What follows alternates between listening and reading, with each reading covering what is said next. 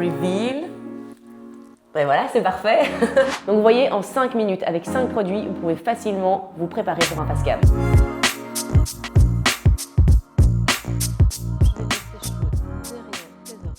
Moi, ce que j'adore faire comme base, c'est le booster de glow qui va redonner de la lumière. Et en fait, ça va faire ressortir les volumes du visage. Voilà, ça unifie aussi le teint. Et du coup, ça c'est important parce qu'on fait un face cam, on a besoin d'avoir justement les traits qui ressortent.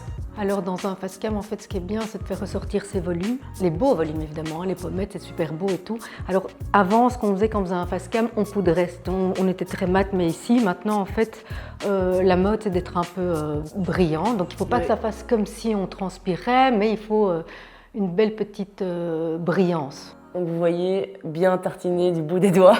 Ouais. Le deuxième produit que j'utilise, c'est l'anti-cerne. En fait, l'anti-cerne est toujours plus clair que le teint. Ça va permettre d'illuminer. L'anti-cerne, il va ouvrir ton visage.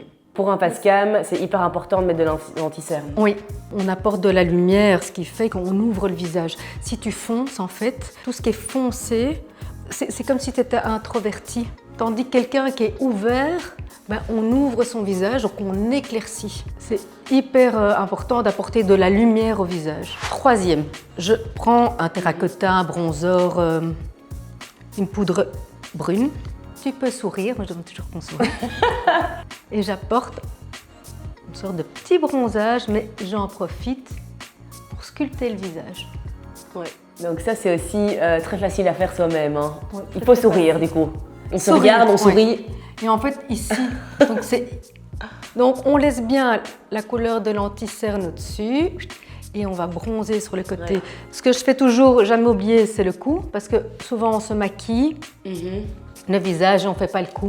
Et alors, on a le cou tout blanc. Mais donc ici... Ici, on sculpte le visage. C'est pour ça qu'on travaille avec plusieurs couleurs.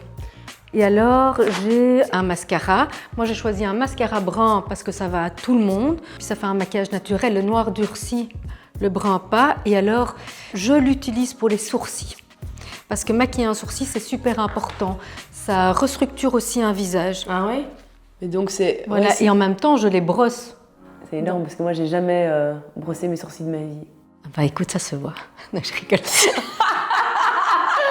Donc, automatiquement, en les coiffant et en les fonçant un petit peu, la forme est plus jolie et alors on voit que le regard ressort déjà plus sans avoir mis de mascara.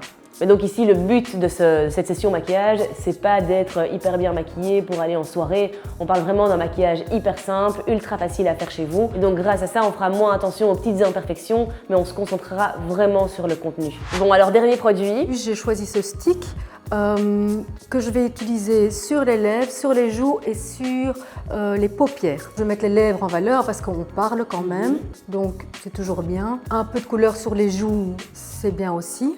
Et sur les yeux, en fait, ça va permettre de faire encore ressortir le regard. Ah ouais. Tiens, voilà, je vais te montrer. Reveal. Et voilà, c'est parfait. Donc vous voyez, en 5 minutes, avec 5 produits, vous pouvez facilement vous préparer pour un face cam. Bon tournage.